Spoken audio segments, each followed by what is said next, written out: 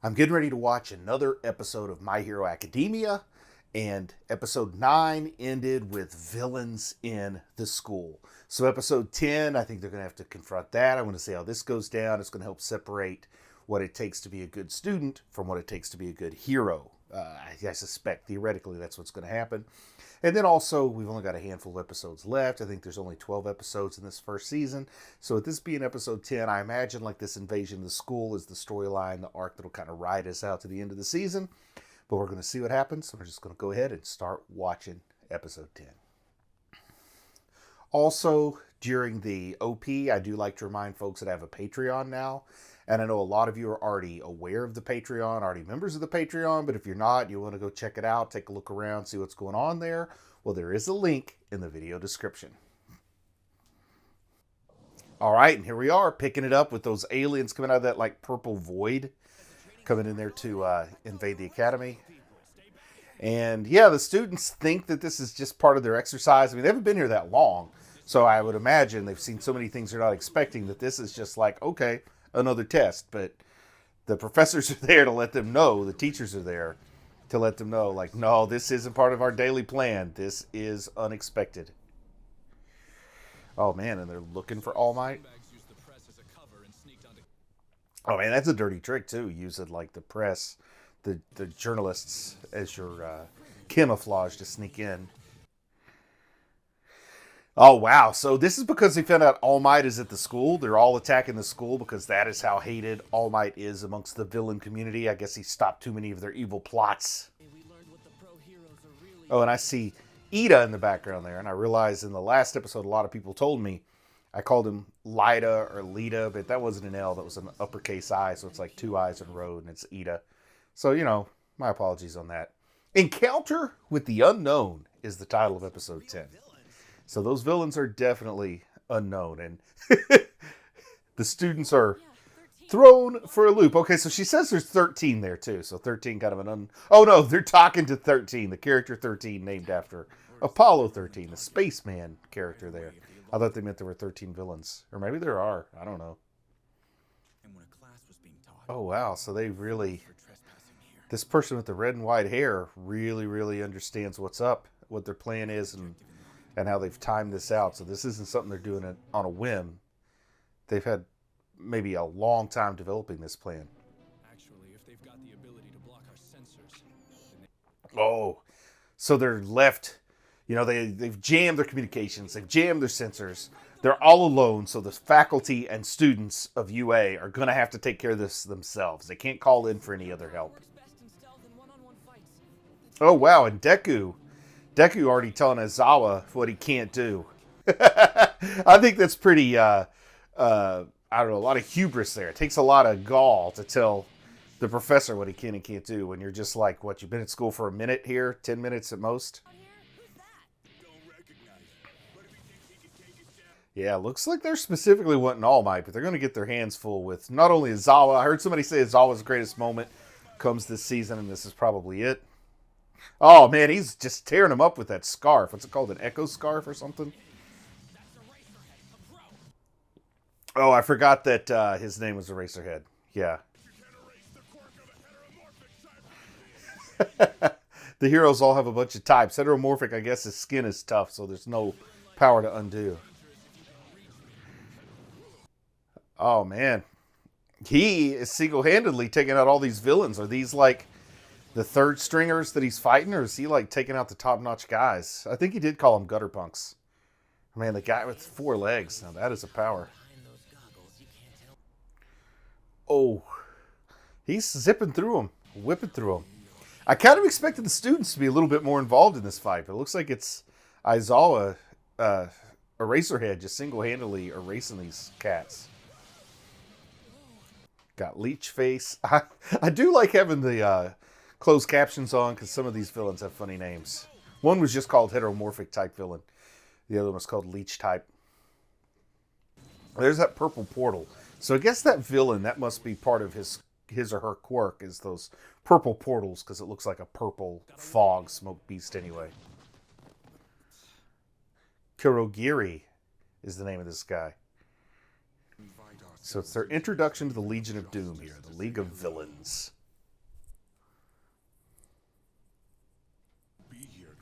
Yeah, no fooling around. They're there to kill All Might. That's what they're saying right now. Okay, what's 13? Oh, 13's got a gun finger?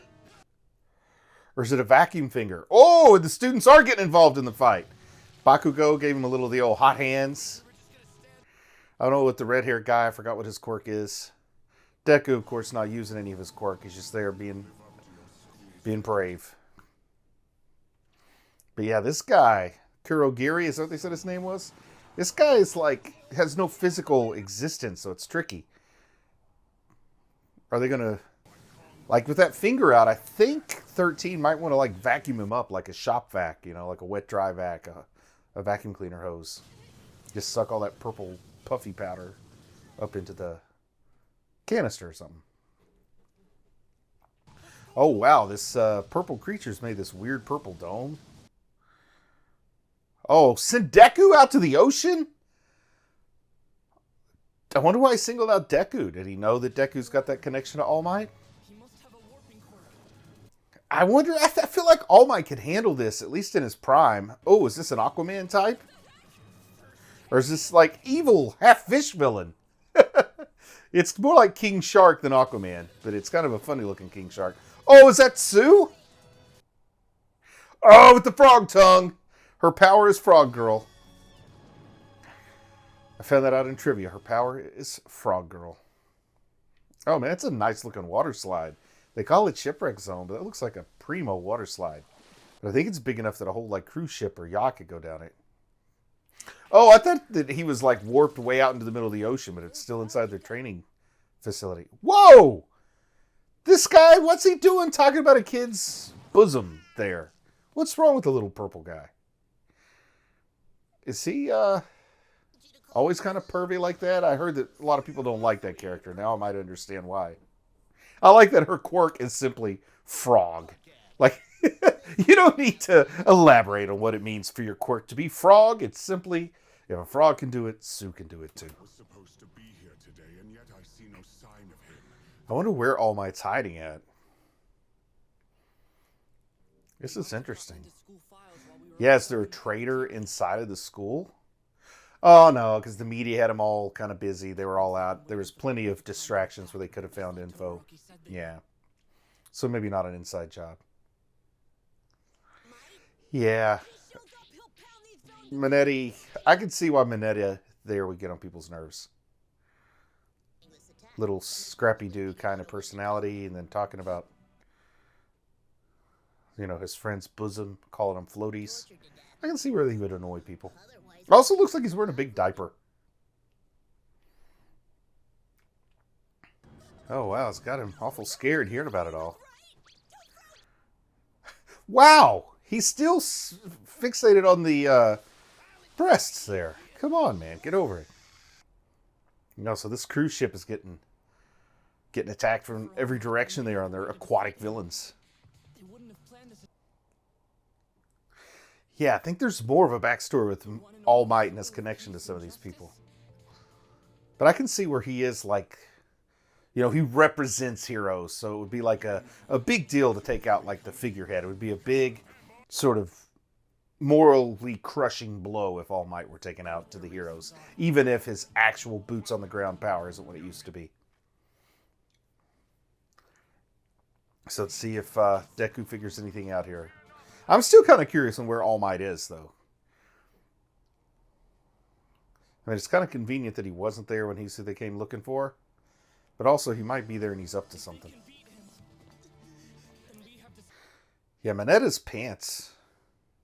It's like I went from thinking, kind of a cool little guy, to now I'm roasting him viciously. But those pants are something else. Look like a loaded diaper. Oh, yeah, the ice power is taking down the fish guys and stuff. Oh, that's who the red and white-haired person was. It's the ice person. Iceman. Captain Cold, that kind of thing. Mr. Freeze. More like Iceman than anybody else, though. I do like that their training has all these horrible different zones. There's a squall zone. Oh, that just looks miserable. I can't stand, like, pounding rain, especially cold rain. Like, if it's, like, 39 degrees Fahrenheit and you got that squall rain. Ugh. Okay, so there's Handy Face. He's just like covered with hands, which I gotta admit, not my favorite character design. It's pretty creepy looking, but it doesn't seem very practical to have hands all over you. I don't know if you ever are familiar with, like, from the 80s, these little rubber wrestler toys called Muscle. They're like monster wrestlers. That's what some of these characters remind me of, because they just had all kinds of, like, weird characteristics that they put in these little tiny rubber figures that were supposed to be like alien wrestlers or whatever. But All Might. Oh, I remember I was even like praising him because I like that pinstripe suit better than his hero suit, and that's why he's not there. He was out heroing. And now when he needs to hero, he's not in the spot where he needs it. Oh, All Might is back. All right. Oh, he's spitting out blood? I like it that the principal's calling out, I am a non-specific animal. I'm a mouse, I'm a bear, I'm a dog. I say mouse. I mean, that looks way like mouse to me. But I do like that he's calling out the fact that I don't know what I am, and you don't either. But I'm definitely the principal. I don't know, it's a pretty fat tail, though. Maybe it's a possum. Is Nezu some kind of possum? I don't know if I've ever known a superhero called the Possum or Possum Man. Possum Principal. Yeah, seems like the principal knows everything that's up with All Might. Oh, is he going to go back to his small form? Yeah. He's just not got his strength back yet, so he can't be there. Does the principal not know that this attack is going on? Like, I feel like the principal's job would probably be to be there to help the students, but they're out in that training dome, and I guess that All Might and the principal here are maybe at the main part of the school, so since there's no communication, maybe they don't know what's going on in what I'm going to call the gymnasium, for lack of a better term, but that dome where they train with the disaster scenarios. So maybe that's why they're so calm, drinking tea and chatting about, am I a mouse or am I a possum? All Might going back and forth between All Might and Small Might. Meanwhile, all heck is breaking loose out there with the students. I'm still a little concerned that I couldn't get in touch with 13. Yes, you should be concerned. How about you go check on them in person? Maybe you take the naked mole rat with you there. Yeah, that's a superhero name, the Naked Mole Rat. Notice it said naked too, not naked, because, you know, I'm rural, southern U.S. Naked. Oh man, so is there like a stalemate or something? Is he just like chillaxing? They're not even fighting now? He's just hanging out? I guess if they get rid of all the other villains and it's just purple gas that's left. Karaguri? Man, I'm terrible with names. Yeah, but Ida can run really fast. Let Ida run as fast as he can to go let people know what's going on since your cell phones aren't working. Right? There's nothing wrong with... He's got those calf jets for a reason. Let's use those bad boys. Yeah, that's what 13 is saying. Oh, come on, Ida. Oh, is his name Emergency Exit? Oh, man, they actually got to convince Ida what the right thing to do is here. So what's the pink lady with the antennae? What's her deal? What's her quirk? I know her power is not frog, because somebody else's power is frog. But she's pink. Oh, is that the vacuum cleaner? Yes! I predicted accurately the way to defeat the purple gas man. All right, Mineta. Let's see Mineta fight. What is Mineta's quirk? Other than being like a tiny little guy in a big old diaper and a little preoccupied with floaties, if you know what I mean. What can Mineta bring to the fight? Like, how did Mineta get into this school? I assume he had to qualify just like everybody else.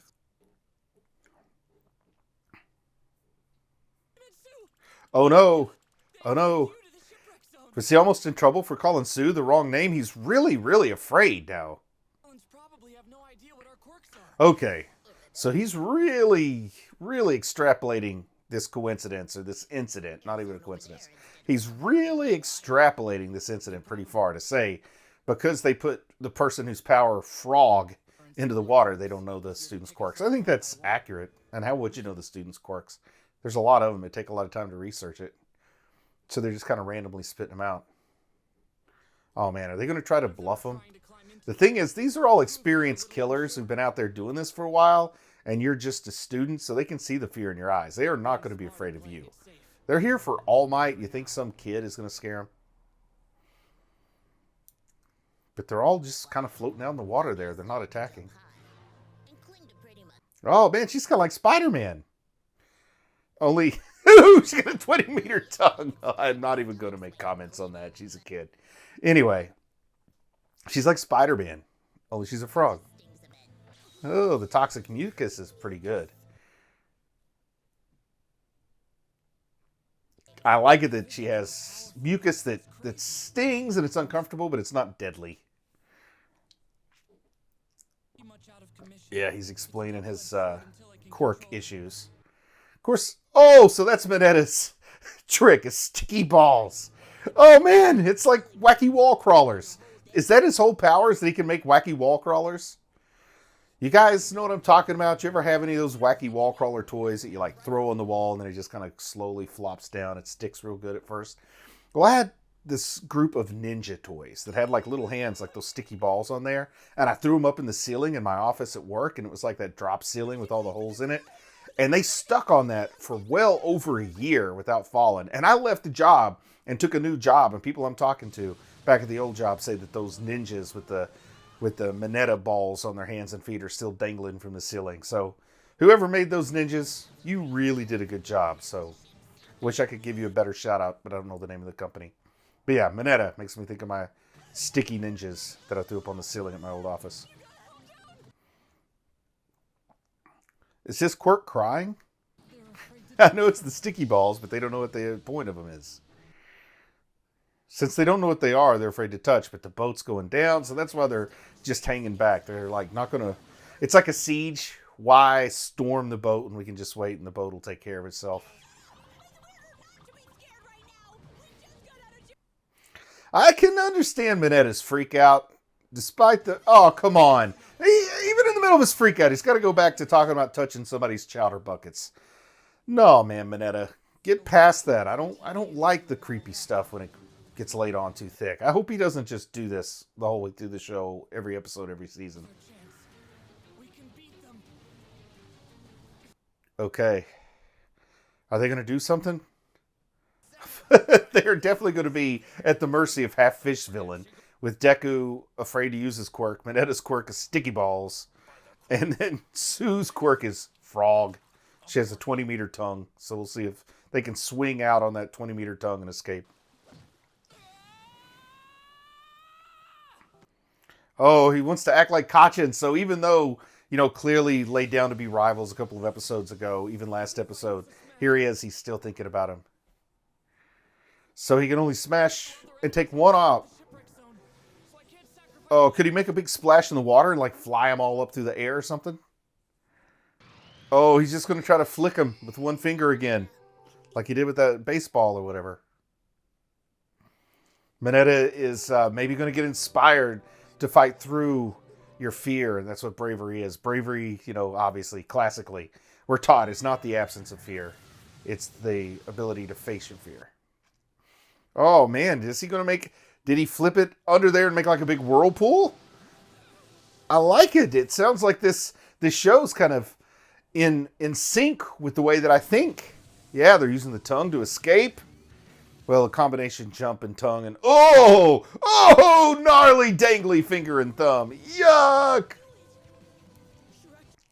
But yeah, he did a little flip in the water. Even though it demolished his relevant fingers, it really, really did the job. You can eat my sticky balls. That doesn't even sound like a euphemism. That just straight up sounds like it's unrelated to the sticky balls he's throwing at him. It couldn't be any worse if his quirk were to create peanuts and he'd say how do you like these nuts all over your face? And he threw the peanuts and hit him in the face. My goodness. People warned me about Mineta and I didn't believe them. Oh man, the three of them managed to escape somehow. Teamwork and dreamwork and all that. All right, and that's the episode.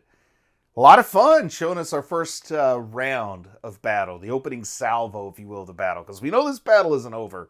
And we got a couple episodes left. I feel like All Might does have to join the battle. I feel like a couple of different people have to take away from major lessons here. I think Mineta has already been changed by this battle into a different, more heroic hero. Deku, of course, being the central character or point of view character, is going to have a major takeaway from this. But I also feel like some of our secondary characters, like All Might, needs to have some kind of takeaway from this adventure. All Might needs to have a difference in his perspective as a result of what we go through here at the end of season 1. Obviously, Bakugo has a whole lot of character development ahead of him. I have that feeling, especially the way, the previous episodes ended with him going home after school and me thinking he was leaving forever. And then I feel like we've already had a little bit of something with Ida understanding that being a hero in real life isn't like being a hero in a comic book. And who knows, maybe a few other characters will come up. Me as a viewer, and I think the students are along with me. Maybe the students are my proxy in this situation. But I think we all have more respect for Eraserhead Aizawa now. Getting to see him not just be a hardcore, butt-busting, cranky teacher, but seeing him actually in full effect, taking care of his students, taking on multiple villains, multiple accomplished villains at once. Pretty impressive. Looks like there's no after credits. They're just giving us a little preview of what's going to be on the next episode, and I don't want to watch that. I want to be totally surprised when I watch the next episode, which is the penultimate for season 1. So with that, I'm going to say I'm proud of you for watching anime, and I'll talk to you again soon. I just want to say a big thank you to everyone who supports the channel on Patreon. It really means a lot to me. If you might be interested in Patreon perks like early access to videos, uncut reaction videos, ad-free videos, and the opportunity to vote on which anime will be covered in the future, then click on the link in the video description. Thank you.